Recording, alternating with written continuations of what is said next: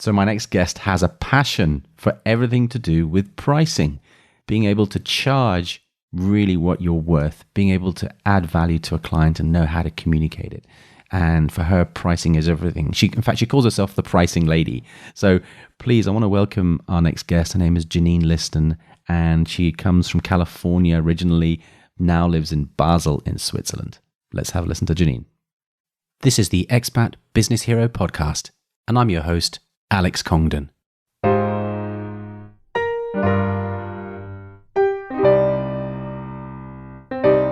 Hey, Janene, welcome to the show. Absolute pleasure to have you on. Hi, Alex. Thanks for having me here. Okay, so Janene, before we get into talking more about your business and about your story, I just got a question for you. So what on earth inspired you to do stand-up comedy about men not being able to find the butter in the fridge? You know, I'm talking about a Toastmasters speech you did many years ago. Yes, actually, that's funny that you bring that up. Actually, it was a conversation I was having with colleagues over lunch one day. I was on a business trip in Sweden, I think, and we were talking about the differences between men and women. And I told them at the end of lunch, I said, someday I'm going to write a speech about this at Toastmasters. And they said, well, when you do, let us know. And it was almost 4 years later. But I was determined to do it. And my father, he's going to love me for bringing this up, but I remember my parents always having that conversation where my dad's like, Joanne, where did you put the butter? She screamed back, it's in the fridge, Bob. And the rest just, it came through trying to put a little levity and humor into that daily occurrence that I grew up with. So I watched the videos on YouTube. Is it harder to do a comedy-based speech than a non-comedy-based one? I mean, you're bringing humor in there, which is always tricky, isn't it? Yeah, for me, it was actually a real learning process. I had this belief, if you will, that I wasn't funny or that I couldn't be on stage or that I didn't even know how. And so for me, it was actually to push myself a bit outside of my comfort zone. And I think one of the biggest challenges in it is, of course, the timing. So a lot of it isn't just what you say, it's how you say it, right? As well as then being patient enough to wait for the audience to actually laugh and enjoy that moment, especially with Toastmasters, because you're timed. And if you go over 7 minutes and 30 seconds, then you're disqualified. And I came in at that event, which there were 400 people in the audience. At that event, I came in at 7 minutes and 28 seconds. Wow, it's brutal. Wow. I mean, of course, I do disagree with the whole premise, because I actually do think that my wife hides the milk and the butter. So I don't actually agree with that, but never mind. She loves you anyhow, Alex. Yeah, well. Hey, so listen, you're from California, and you're now in Basel, and we're going to talk about that in a second, how you got here. But okay. I just love the way, you introduce yourself. You call yourself the pricing lady, which I think is a fantastic way of talking about yourself and your brand. So why that name, and what is the business that you've created around that? Right. So actually the name found me. I didn't necessarily find it. And it came from years of in the corporate world. When I was in the corporate world, I would go and do projects in different countries, and I'd meet new people, and I would introduce myself. Oh, hi, I'm Janene. I'm here for the pricing project. So nice to meet you. And all the time they would say, oh yeah, I know you. You're the pricing lady. And literally one day when I was struggling with, how do I call myself a coach or a consultant? And none of those things appealed to me. I thought, why not just own what people have been calling me all along? And that's how I decided to start calling myself the pricing lady. Yeah. Fantastic. So, what kind of business is it? What is it that you do, and who do you typically help? Right. So typically my clients are small business owners, and I work with clients in two different categories. One are those who are business owners, generally smaller businesses, who are struggling with the topic of pricing. They may not even realize that there are people out there who can help them with this topic. And I get that all the time. People go, oh, you can specialize in that?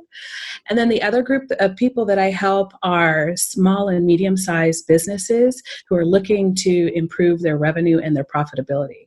And generally, I help clients achieve more profit or revenue, both in most cases, And we get usually somewhere between 2 and 12% increase in their profitability. And we do that through professionalizing their pricing. Fantastic. I think a lot of small businesses will need that kind of help. Now, I love this headline that I found on your website, which and you talk about speak, believe, and charge your worth. Right. So for me, that begs the question for entrepreneurs that are out there. Is there a mindset you need around pricing, or is it just all sort of Excel and profit calculations? Yeah. So I'm a big believer that pricing, the real power behind pricing is actually found in the communication and the psychology behind it. I strongly believe that generally we spend too much time focused on, do I have the perfect number? Is this the right price? And not enough time asking ourselves, what can the price do for my business? How is it connecting with my customers? What is it saying to them? How is it steering them? Because quite frankly, our prices also can steer customer behavior. And so for me, the real important part comes from how we're communicating with and around our prices. And the mindset that you talk about, I also think that a profit mindset is a smart mindset to have. Whereas a lot of people say, or they feel if they focus on pricing or money or profit in their business that they're greedy. But to me, it doesn't make sense. None of us started our businesses in order to go broke. We started businesses to earn a living doing something we love. And in order to earn that living, we need to create the space for ourselves to be okay with that and to own up to the fact that that is part of our objective. And without a profit mindset, we struggle then to be able to do that. I think one of the very common issues you find with service-based businesses, solopreneurs, let's say, selling their expertise, is that they do have a problem with their self-worth, which gets reflected in their pricing. I mean, you must see that as well. It gets really quite deep, doesn't it?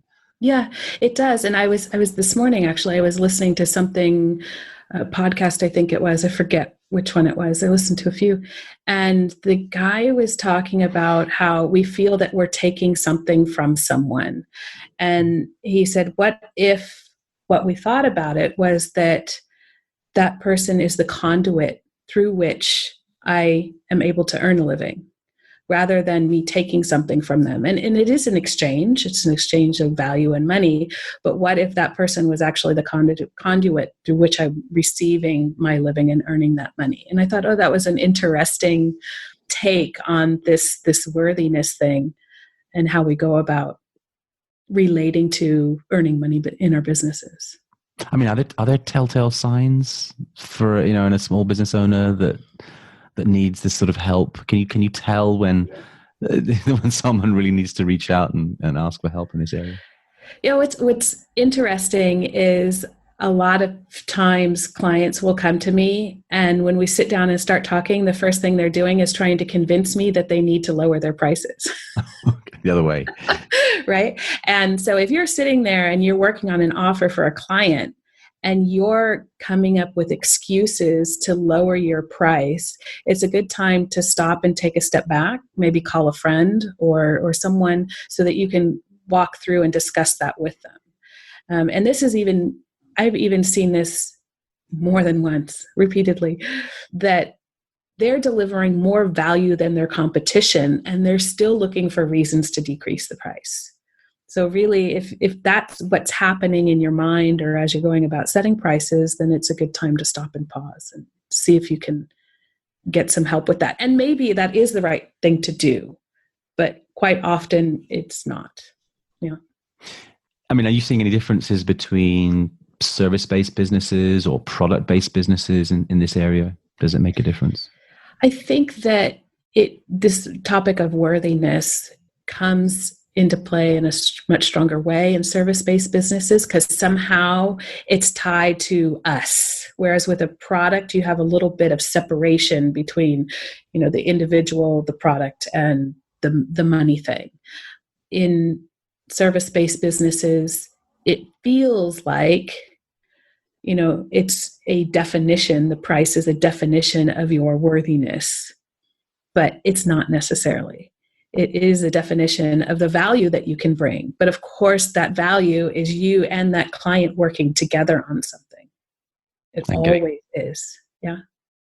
So tell us about then your journey here. You're from near Sacramento in California, I believe, and you ended up now in Switzerland. So how did that journey go for you, and how did you end up? So I've had a little bit, I guess, of an adventurous spirit over my life. So I went to school in San Luis Obispo, California, which is about 5 hours from where my family lived, which for Europeans is a bit shocking to go so far away. For California, that's normal. And after university, I just had the idea I wanted to live on the East Coast. And just because I could. It's like, so you went from coast to coast. Yeah, I've never seen the East Coast really. I think I'd been to Orlando and to Boston by that time in my life. And it just seemed like a cool thing to do. I could see it and experience it and whatever. So I launched a campaign and found a job. I moved to Connecticut. And at the time, I was working as an engineer. So I studied architectural engineering and decided to leave that while I was there and got a job with a company that makes lightning, is what I tell people. We made lightning because we actually make high voltage test and measurement equipment. It's kind of boring to say. Lightning's better. Exactly. And that company actually bought a Swiss competitor.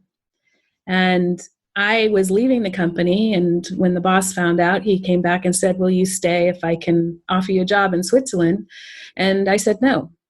I said no because I had already accepted another job, and I felt that my word meant something. A week later, I found out that it meant a little bit less than I thought because I changed my mind and accepted you're allowed to do the position. Yeah, for me, it was a very difficult decision, and it was a very difficult call to make. To the company who I accepted the offer with and tell them I wasn't coming. But in the end, it was important life experience that I just couldn't pass up. The opportunity to see Switzerland, to live in and see Europe, to learn another language, it was just something I couldn't say no to in the end. So I never thought it was possible. So you ended up in Basel? I did. I ended up in Basel.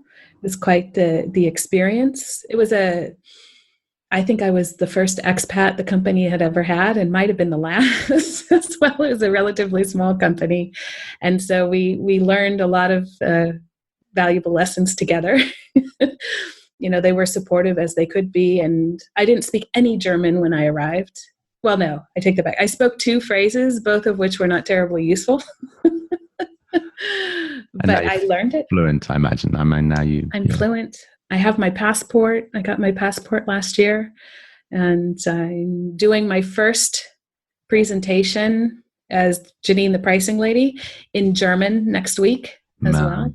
Fantastic. Quite exciting. Yeah. Fantastic. Well, let's see if they have the same mentality or mindset around this as we do. So then you obviously quit. You left that lovely, safe and secure job and started your own business. So what was the catalyst for that, and what were you trying to achieve by doing that? Right. So let me just go back a step. When they tried to send me back, I quit that company to stay in Switzerland. And after 7 months of living on French sofas, I ended up with a job as a global pricing manager. And that was how I actually got into pricing specifically. And then I accepted a job later on with another company and went through a burnout. And when I went through the burnout, I was trying to figure out, okay, what is it I need to learn from this? Because obviously there was something I needed to learn. And part of that was around values and making sure that my values and the values of the organizations I work with or for are in alignment, as well as self-care was probably another big lesson that I learned. And I had talked about having my own business in the past, and actually the last career move I made in the corporate world, part of the reason I shifted industries, because I made a big industry shift, was to see how transferable this pricing stuff was to different industries. And after the burnout, I thought, okay, either I need to stop talking about doing this and just go get myself a job again, or I need to put my money where my mouth is, so to speak, and start the business. And I've heard people talk about it. I've seen how people struggle with the topic of pricing in their businesses. And I know that I can help with that. And I just couldn't pass up. Again, I just an opportunity. I had to give it a try. I had to go out there and see how I could, serve people in this way and help them, have profitable businesses that they love. Really. Fantastic. So, I mean, I'm sure it wasn't all plain sailing then as you started. So what was the struggles that you found out as you got started? Yeah, the listeners can't see the strange faces I'm making, but no, it wasn't and it isn't all easy. I look at it this way. It's been one of the most expansive things I've ever done in terms of I love to learn things. And so in doing this, I have learned things that I never imagined I would have learned. And part of them are also expanding in my understanding of pricing and how I can help people with that. And then other parts of it are simply, I never built a website before, and I did that and I enjoyed it most of the time, I joined Facebook for the first time about 6 months ago. I never had Facebook at all, but decided that, for the business, it was an avenue I needed to explore. And so I'm learning all about how to utilize that. And so it's just been this great, expansive project that has sometimes been quite painful. Yeah. And I forgot to mention at the beginning, I mean, you do meet and make interesting people, don't you, when you become an entrepreneur? And I have to tell the story about how we met, because I think that's hilarious. It's as a mutual friend of ours, Melita Campbell, who was also on this show earlier, and she said to me, "Alex, you need to speak to someone. She's called Janene. She's the pricing lady, and I'll introduce you to her, but you need to meet her." I said, "Oh, okay." Well, I said, "Well, listen, I'll let you. Thanks for doing that. Anyway, I'm on the train right now. I'm going up to Zurich for a conference." He said, "Okay," and he hung up. And then I get to this conference, and I sit down, and then the person presenting tells us to stand up and shake the hands of the person behind you and say to them, "Where have you been all my life?" And then you turn around and say hello, and I say hello, and then I look at your name, and Janene on your lapel, and I'm thinking, Janene, is that Janene the pricing lady? And so I don't know what brought us together, but somehow it happened within the space of someone suggesting it, and the universe brought us together. So, and that's how we are. So it's fantastic. You meet all kind of people in this business. It's very serendipitous. That's for sure. Yeah, it's amazing. Now, one of the things that I think you mentioned to me beforehand was that at the beginning it can be a bit lonely, and as you use, I think you used the expression crickets. Hearing crickets in the background in the early days of getting clients. Is that something? How did that make you feel when you got going? Of course, the way that it made me feel is I felt frustrated by it because I felt like I was doing the right things and that it was a reflection that I was doing something wrong. I'm like many of us, I'm very good at pointing the finger towards myself and things. And one thing that I've had to learn, and still probably am learning in many contexts, is that it's not necessarily a reflection of doing something right or wrong. I think part of starting a business is trying different things and seeing where and how you get traction in different ways. And sometimes it's the message, sometimes it's where the message is, sometimes it's how the message is delivered, and finding the combination of those things that works. And it'll work to different degrees in different contexts is, I think, part of the challenge of any business, not just entrepreneurs. But of course, with time, then you learn where to focus your attention and how to deliver those messages and so on and so forth. I mean, did you ever feel like quitting? I mean, was there a lot at stake for you?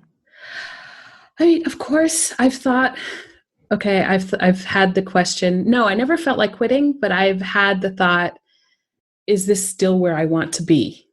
And the answer, I'm having the time of my life. Right? And I'm not ready to give in or move away from this yet. That's, I think, how I would put it. But have I ever sat here and thought, okay, I'm just going to give up on this? No, not yet. Not yet. It takes a lot for me to give up on something. which is part of the reason I went through the burnout that I went through, because I wasn't willing to step away from it. I was optimistic that it would work out. So that's something I need to be aware of. But no, I wouldn't say quit yet. No. So what's kept you going then? So you've had support along the way. What's been the thing, the few things that have really kept you going on this journey? Right. So part of it is intrepidness or determination.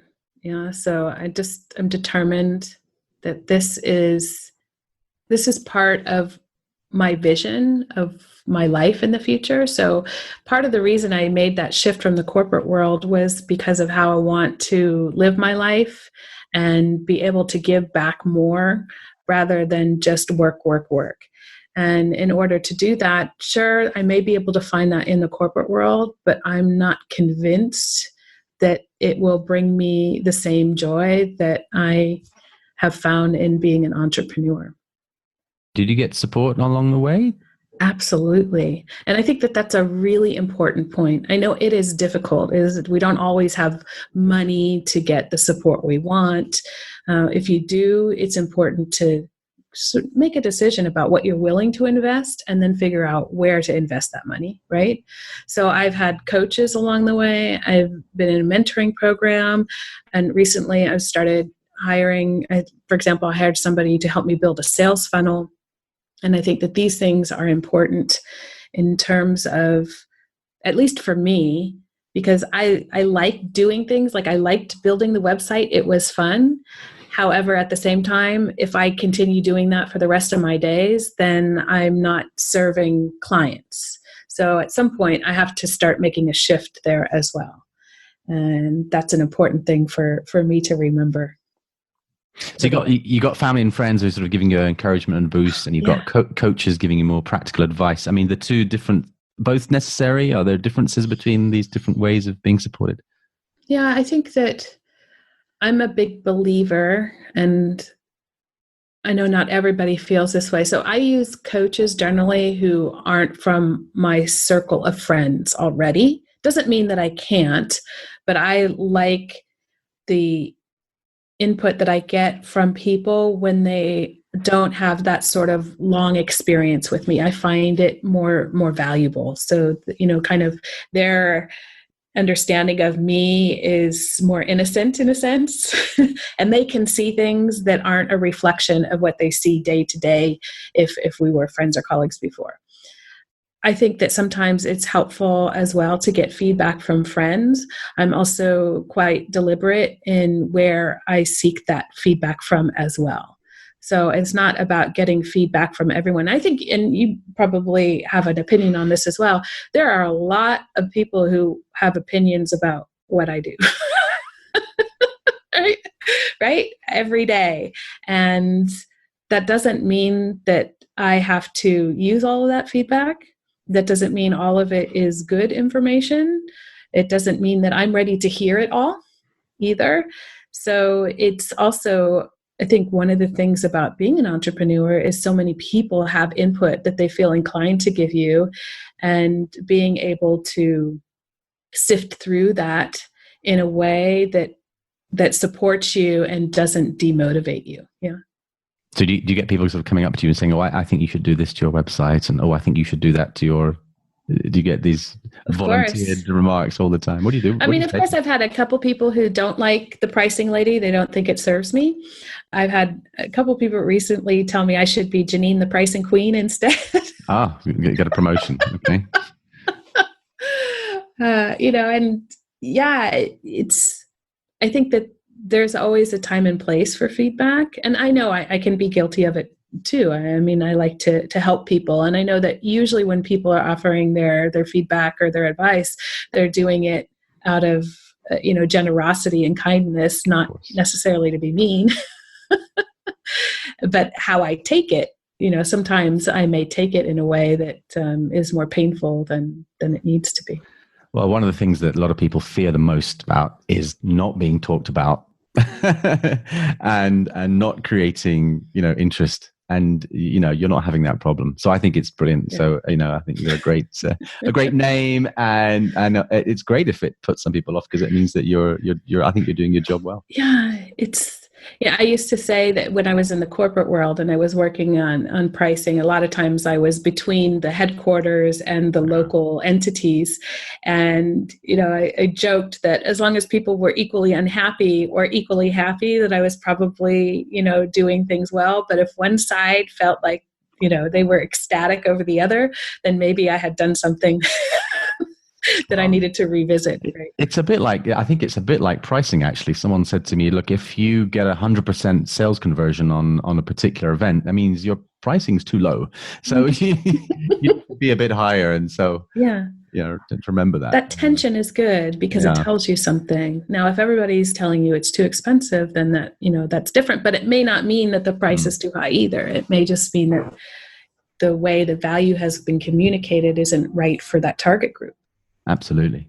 So what have you picked up as lessons on the way here that could be useful for others looking to follow in that path, to become a service-based business, or to take their skills and knowledge they've got from the corporate context and apply it into a new business? What would you say as 2 or 3 tips?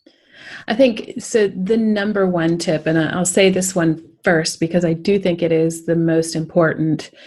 And the person that I was when I exited the corporate world is not the person I needed to be to have a successful business. Not that there's anything wrong with that person. It's just that there were things that I needed to learn, things that I needed to do differently that I didn't know about yet. So it's this great journey of self-discovery. And it's not always easy, but that doesn't mean it's bad, right? So it's kind of be prepared to go on this journey of self-discovery and open yourself up and lean into it once in a while when it's painful. The second thing I would say is seek that support.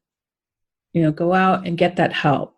It's easy for me to sit here in my little room and work away on my computer and do things, but my customers are not sitting here in the room with me, right? And I need to go out and actively be a part of the communities that they're in order to come in contact with them. So, sorry, I launched into the third one on the way of talking about the second one. But in order to get that support that I needed to go out and be present in other places and new places. And until I made that shift, I had never attended an entrepreneur's group in any context or a startup event.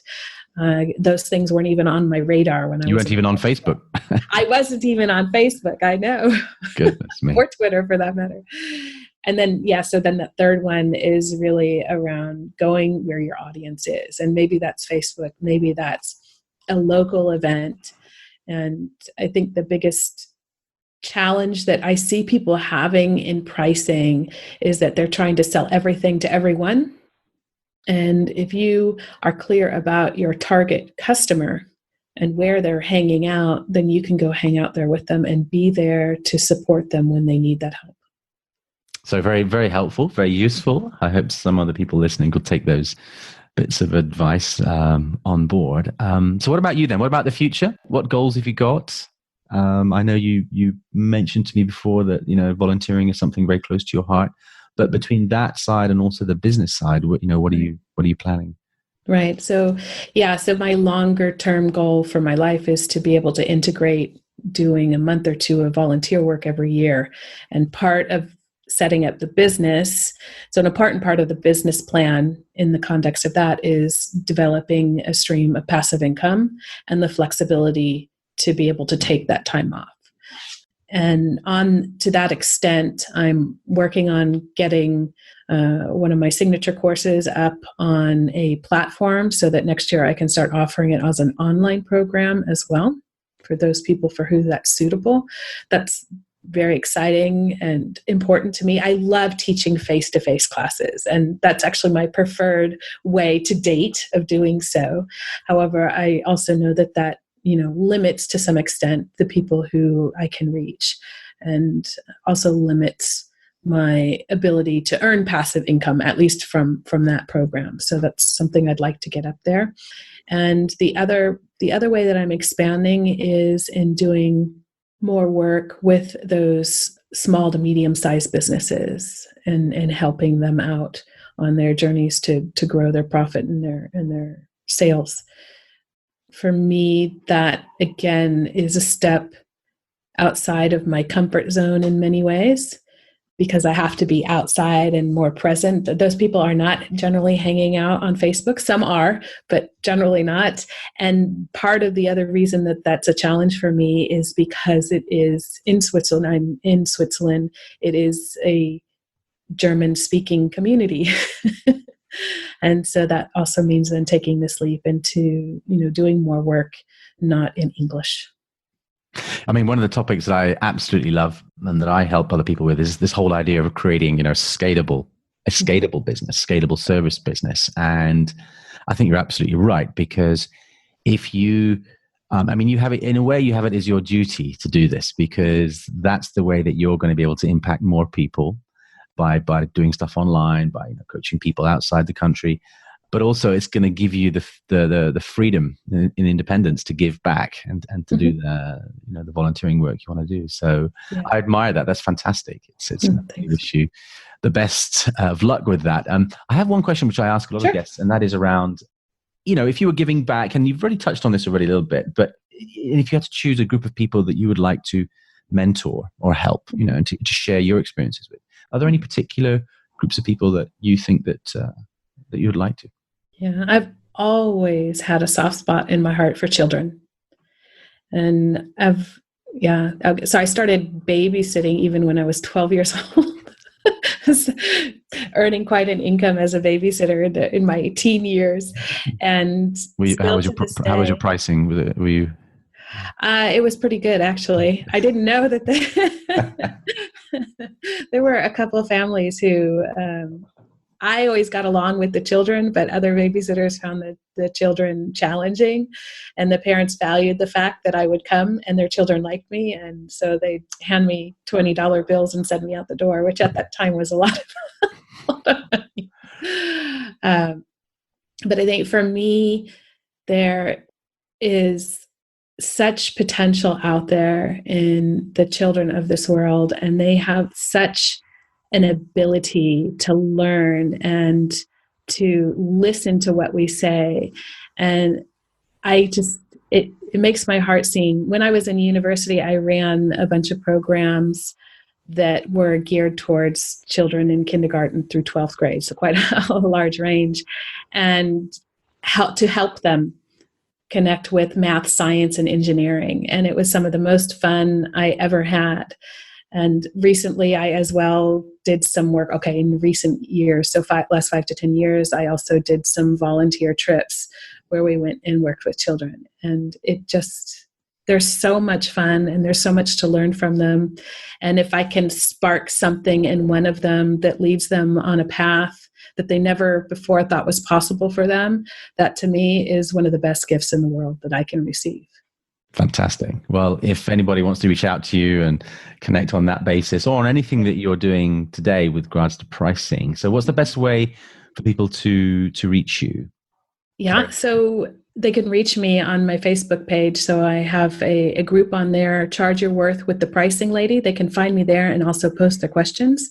As well, I have a freebie on offer on my website. If they go to www.janeneliston.com/TEC, as in tech, then they can download a series of videos and a checklist around what to do when your customer says that's too expensive. Which I guess is a pretty common objection. It is. Yes, absolutely. Fantastic. So I'll put that website down on the link in the show notes afterwards. And but I just want to finish off and say, Janene, thank you. Thank you for coming on the show. Thank you also, just want to recognize what you do and really all the people that you help. I think you're doing a fantastic business. I think it's really, really valuable. And I just want to say thank you again. Oh, thank you, Alex. It was a pleasure to sit in front of you at the workshop in Zurich. And thanks to Melita for putting us in contact as well. And yeah, thank you for having me on the show. Really enjoyed it. Thank you. Bye-bye.